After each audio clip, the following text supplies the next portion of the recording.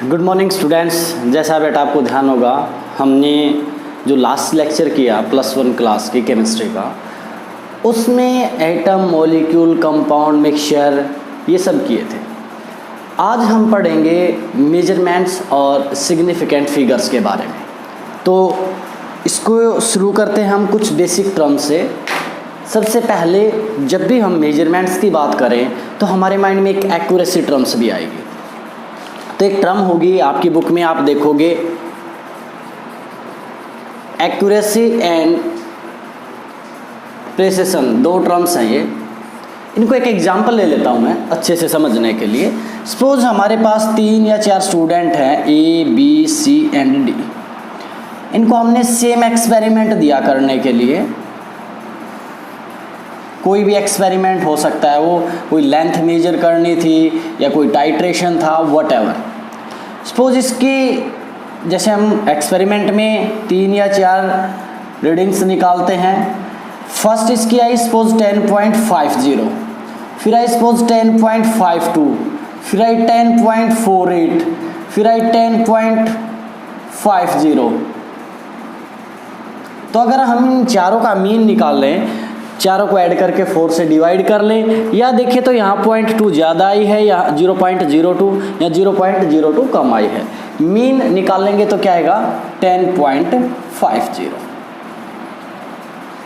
Suppose ऐसे ही B student था, उसने एक्सपेरिमेंट किया एक बार, उसकी वैल्यू आई 10.20, फिर आई 10.18, फिर आई 10.20, फिर आई 10.22, और अगर इसका मीन निकालने तो क्या आएगा 10.20। नेक्स्ट C स्टूडेंट है, उसकी सपोज एक बार आई 10.40, एक बार आई 10.70, एक बार आई उसकी 10.20। नेक्स्ट टाइम उसकी आएगी सपोज 10.60।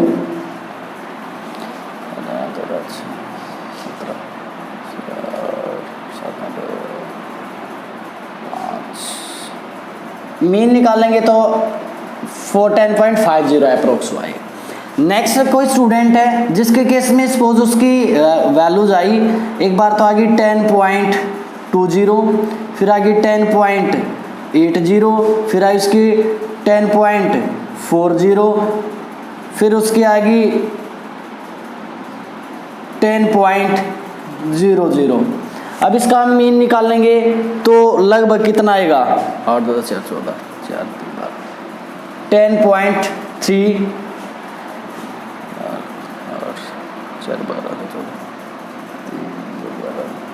35 है अप्रोक्स, जनरल हमने लिया।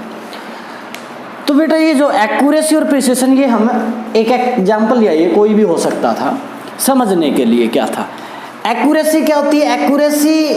Difference between experimental value and it's true value, और यू में से कि हमारे ट्रू वैल्यू के कितना क्लोज है। जितना ज़्यादा क्लोज उतनी ज़्यादा एक्यूरेसी। अब देखो जैसे A स्टूडेंट है कोई, उसकी सपोज इसकी एक्यूरेट वैल्यू भी 10.50 होती है, तो एक्यूरेसी कैसी है? गुड। प्रिसिशन क्या टर्म होती है? वो होती है जो एक कंक्रीट वैल्यूज है कितना क्लोज है। तो अगर हम इनमें देखें तो मैक्सिमम कितना डिफरेंस आ रहा है, ±0.02, बहुत ही माइनर। 0.1 तक हम माइनर में लेके चलते हैं, वो चल सकता है, उससे ज़्यादा नहीं। तो इसका डिफरेंस कितना आया? बहुत ही कम है, ±0.02। तो इसकी प्रिसिशन भी कैसी है? गुड। ए में both precision and accuracy are good. B student है, कंक्रीट वैल्यूज बहुत क्लोज हैं, कितना डिफरेंस है? वही ±0.02। तो इसकी प्रिसिशन क्या है? गुड। बट वैल्यू एग्जैक्ट कितनी आनी चाहिए? 10.50, इसकी 10.20। तो एग्जैक्ट वैल्यू, मीन वैल्यू काफ़ी दूर है, तो इसकी एक्यूरेसी क्या है? पुअर, और प्रिसिशन गुड। सी जो स्टूडेंट है उसके केस में देखो प्रिसिशन कैसी है, पुअर और एक्यूरेसी गुड। फोर्थ के केस में प्रिसिशन भी पुअर और एक्यूरेसी भी पुअर। तो हम यहाँ से ये समझ सकते हैं कि एक्यूरेसी क्या होती है, उसकी मीन वैल्यू ट्रू वैल्यू के कितना क्लोज है। अगर वो क्लोज है, सेम है या माइनर डिफरेंस है तो एक्यूरेसी गुड। प्रिसिशन के केस में क्या देखेंगे, वो वैल्यूज कंक्रीट वैल्यूज में कितना डिफरेंस है। अगर वो काफ़ी क्लोज है, 0.1 तक का डिफरेंस है तो वो गुड कंसिडर की जाएगी। Got it. अब जैसे एक्सपेरिमेंट का जिक्र आया तो एक टर्म और भी बता देते हैं, साइंटिफिक नोटेशन कैसे करते हैं। जैसे हम एवोगैड्रो नंबर या एवोगैड्रो कांस्टेंट लें, आपको ध्यान होगा 9th में भी यूज़ की थी 6.022 इंटू 10⁻23। ये साइंटिफिक नोटेशन है। अगर हम वैसे लिखें तो इसके आगे मैं कितनी जीरो लगाऊंगा, ये डेसिमल हटा देंगे और इसके बाद 20 जीरो और लगाता मैं 602, वैसे तो बीच में 317 फिर 000 आती, लेकिन इसके बाद में अगर 20 जीरो लगाऊं तो बहुत ऑड सा लगेगा। या मैं लिखूं कोई टर्म 0.0000412 तो ये बड़ा अजीब सा होगा, बार बार इतनी बड़ी टर्म अजीब लगेगी। साइंटिफिक नोटेशन क्या होगी, एक डिजिट के बाद डेसिमल और बाकी 10 की पावर में, एक डिजिट के बाद डेसिमल बाकी 10 की पावर में। अब इसमें देखो 10 की पावर में लिखेंगे तो क्या होंगी, इसमें नेगेटिव आएंगी। हमने कहाँ तक डेसिमल भेजा, 1 2 3 4 5 डिजिट तक, तो -5। ये आपकी छोटी क्लासेस में मैथ्स में आप करते हो, ये साइंटिफिक नोटेशन होंगी। अब जो हमारा आज का जो मेन टॉपिक है फर्स्ट, वो क्या है, सिग्निफिकेंट डिजिट्स या सिग्निफिकेंट फिगर्स कैसे निकालेंगे।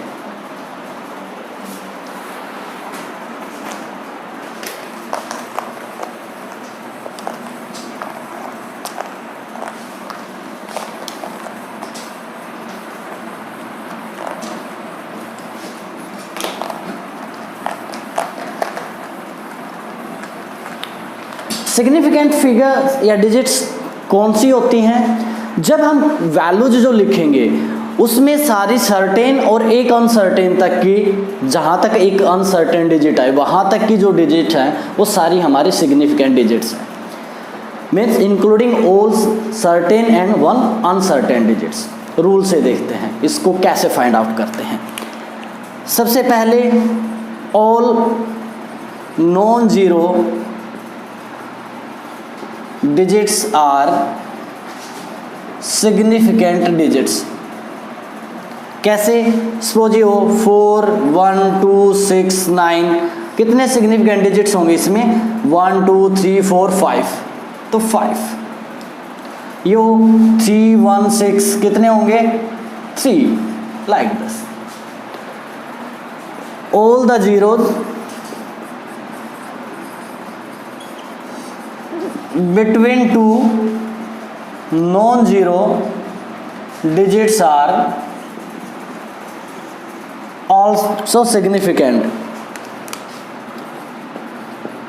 वो भी सिग्निफिकेंट होंगी। कैसे, सपोज हो 2009, कितने सिग्निफिकेंट डिजिट होंगे, 4, जो भी बीच में आएंगे सभी सिग्निफिकेंट है। Next, zeros after a decimal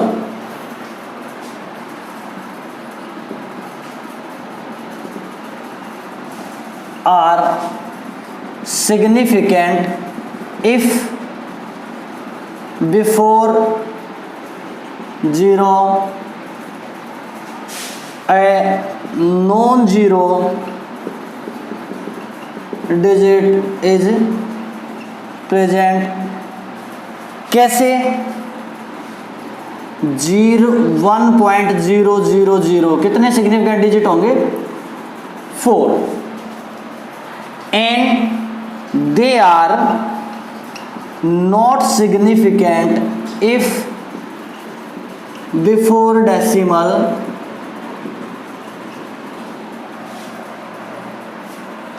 या इफ बिफोर जीरोज, डेसिमल कर लो यार, only 0 present।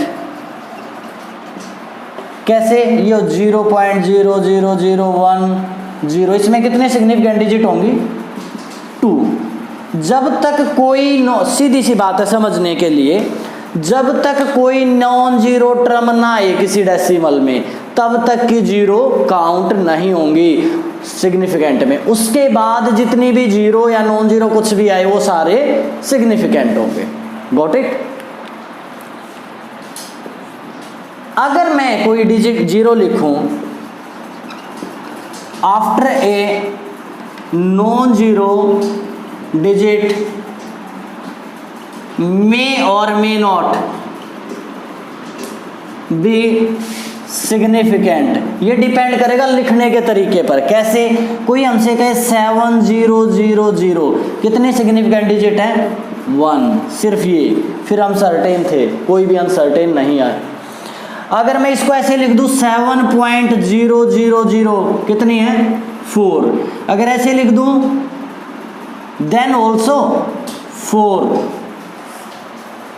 और कोई अगर एक चीज और माइंड में रखना बेटा, अगर कोई सर्टेन कोई फिक्स डिजिट है और उसमें कोई पूछे इसमें कितने सिग्निफिकेंट डिजिट है तो वो इनफाइनाइट होते हैं। कैसे? कोई हमसे कहे 3 बॉल्स, इसमें सिग्निफिकेंट डिजिट वो अब अगले के ऊपर डिपेंड करता है, इनफाइनाइट तक कर सकते हैं। कैसे? हम इसको लिख दे 3.0, कितनी है 2, 3, 1, 3.00000, कितने हो जाएंगे 2, 2, 4, 1, 5 और 1, 6। Now it depends upon you. Got it? As I think पता चला सिग्निफिकेंट डिजिट कैसे निकाल लेंगे। सभी non zero digit significant, 2 non zero के बीच कोई जीरो है सिग्निफिकेंट। डेसिमल वाले केस हैं उनमें जब तक कोई नॉन जीरो टर्म नहीं आएगी तब तक की जीरो कंसीडर नहीं की जाएंगी, वो सिर्फ डेसिमल के प्लेस को इंडिकेट करेंगी। अगर कोई नॉन जीरो आ जाते उसके बाद जो भी जीरो आए वो सारे सिग्निफिकेंट हैं। अगर मैं किसी टर्म को ऐसे लिखूं, कोई डिजिट है उसके बाद जीरो हैं तो तब तक कंसिडर नहीं करेंगे जब तक डेसिमल ना आ जाए। ऐसे है तो इसमें सिर्फ एक सिग्निफिकेंट डिजिट है, ऐसे है तो 4 है।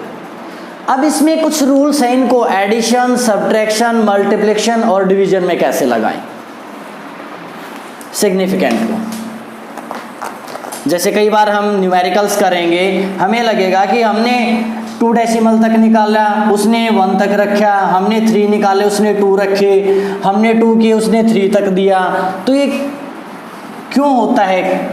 ये इसका रूल है, कितने डिजिट तक हम आंसर को छोड़ेंगे वो आज हम देखते हैं। सपोज हमें वो कहे एडिशन, वो कहे 4.02, उसने दिया 2.1, फिर दिया 3.012, ऐड करो। तो अगर हम इसको ऐड करेंगे तो इसमें क्या आएगा? ऐड करेंगे 2, 2 और 1 3, 1, 3, 2, 5 और 4 9। अब ये हमारा सिंपल ऐड करने पर आया, लेकिन आंसर क्या रखना है उसके लिए हम देखेंगे इनमें कितने सिग्निफिकेंट डिजिट हैं। इसमें है 3, इसमें 2, इसमें 4। अब जिसमें सबसे कम सिग्निफिकेंट डिजिट हैं उसमें डेसिमल के बाद कितने डिजिट हैं? सबसे कम सिग्निफिकेंट डिजिट है 2, और इसके अंदर जिसमें सिग्निफिकेंट डिजिट कितने हैं 2, उसके अंदर number of digits after decimal कितने हैं 1। तो आंसर में डेसिमल के बाद कितने डिजिट आएंगे 1, 9.1, ये होगा आंसर। अब ये जो हटाए हैं ये आपको ध्यान होगा बेटा, हम राउंड ऑफ के रूल हमें पता है, मैंने इसको राउंड ऑफ किया है। कैसे? सपोज ये होता हमारा 9.136, तो इसको कैसे राउंड ऑफ करते? मैं 6 को हटाता तो ये 6 5 से ज़्यादा है, राउंड ऑफ के रूल। चलो मैं रिवाइड करवा देता हूँ। अगर जो डिजिट हम हटाएं राउंड ऑफ करें, if it is greater than 5, तो प्रीवियस डिजिट को हम 1 से इंक्रीज कर देते थे, तो ये आता 9.14। अब अगर मैं इस 4 को हटाऊं यहाँ से तो it is less than 5, as it is हटा देंगे, ये क्या था 9.1। Got it? अब मैंने बोला मोर देन 5 के पता चल गए और लेस देन 5 के। अगर 5 को हटाएं तो ये 2 एग्जाम्पल और ले लेते हैं। हमारे पास हो 6.12046 और हम इसको राउंड ऑफ कर रहे हैं। इस 5 को अगर मैं हटाऊं तो क्या आएगा 1204, यहाँ एक इंक्रीज हो जाएगा। क्यों? इसका रूल है 5 का, अगर 5 को एलिमिनेट करें, हटाए, राउंड ऑफ करें तो उससे प्रीवियस डिजिट देखेंगे। If it is non zero, उससे पहले वाली डिजिट क्या हो, नॉन जीरो, जीरो के अलावा कुछ भी हो तो एक बढ़ा देंगे। 7 को हटाएंगे तो नेक्स्ट में क्या आएगा, ये तो ग्रेटर देन 5 है, यहाँ 5। अब इस 5 को अगर मैं राउंड ऑफ करूं तो मैंने कहा ग्रेटर देन 0 होता या नॉन जीरो होता तो हम एक इंक्रीज कर देते, लेकिन अगर 0 है तो कुछ नहीं बढ़ाएंगे, एज इट इज हटा देंगे। तो 5 में क्या है, ग्रेटर देन 5 में हमेशा बढ़ेगा, लेस देन 5 में कुछ नहीं होगा। 5 में प्रीवियस डिजिट नॉन जीरो बढ़ा दो, previous digit 0 as it is हटा दो। As I think now you got it, समझ आया? ये राउंड ऑफ का रूल है। जैसे एडिशन का रूल था सेम सब्ट्रैक्शन का है। सिंपल सब्ट्रैक्ट करो, उनमें जिसमें सबसे कम डिजिट हैं उसमें डेसिमल के बाद जितने डिजिट हैं आंसर में वही आएंगे। मल्टीप्लिकेशन और डिवीजन के रूल एक जैसे हैं, इनसे अलग। उसमें क्या है, हम सिंपली मल्टीप्लाई या डिवाइड करेंगे जो भी डिजिट गिवन है, जो आंसर आए उसमें सिग्निफिकेंट डिजिट उतने ही होने चाहिए जितने हमने जो मल्टीप्लाई किए उनमें सबसे कम है। जैसे वो हमें कहे 2.3, इसको मल्टीप्लाई कर दो 1 चाहिए ले लिया 1.1 से, या इसमें एक और 0 लगा दिया और यहाँ पर मैंने कर दिया 1.10 से। अब मल्टीप्लाई करो कितना आएगा 1 2 3 तो ये 0, 11 3 जा 33, 11 2 जा 22 और 3 25। डेसिमल कहाँ आएगा 1 2 3 4 5, 1 2 3 4 5 यहाँ। अब ये तो हुआ सिंपल मल्टीप्लिकेशन, लेकिन इसमें देखो कितने सिग्निफिकेंट डिजिट हैं 4, इसमें 3, तो आंसर में कितने आने चाहिए 3 सिग्निफिकेंट डिजिट, बाकी को हम हटा देंगे, आंसर आएगा 2.53। सेम डिविजिबल का रूल है जैसे मल्टीप्लिकेशन का था। तो आज हमें क्या करना है, सिग्निफिकेंट डिजिट क्या है, जो भी गिवन डिजिट है उसमें कितने हैं ये कैलकुलेट करने हैं, प्रिसिशन और एक्यूरेसी क्या है ये देखना है। उसके अलावा कुछ मेजरमेंट्स की टर्म्स हैं, जैसे वो हमें दे दे सेंटीमीटर मीटर में कन्वर्ट करवाए, या जैसे कैल्विन का हमने किया था टेम्परेचर का, कैल्विन टू सेल्सियस या सेल्सियस टू फ़ारेनहाइट, इनकी एक्सरसाइज गिवन होगी अब आपकी बुक में, चाहे आप किसी भी बुक को पढ़ रहे हो, प्राइवेट पब्लिशर या NCERT जो भी है, वो एक्सरसाइजेज करनी है यहाँ तक की। क्योंकि अब जो नेक्स्ट टॉपिक आएगा वो बिल्कुल चेंज हो जाएगा। अब नेक्स्ट टॉपिक आएंगे हमारे लॉ, 5 लॉ हैं हमारे, कल के लेक्चर में हम वो 500 लॉ करेंगे एंड सो ऑन। बिल्कुल इतना करवाया जा रहा है आपको जो आप आसानी से कर सकें। प्रैक्टिस ज़्यादा करनी है आपने, जो टॉपिक है उसको डीप करना है, तो इसके ऊपर डीप एक्सरसाइज करनी है। Thank you.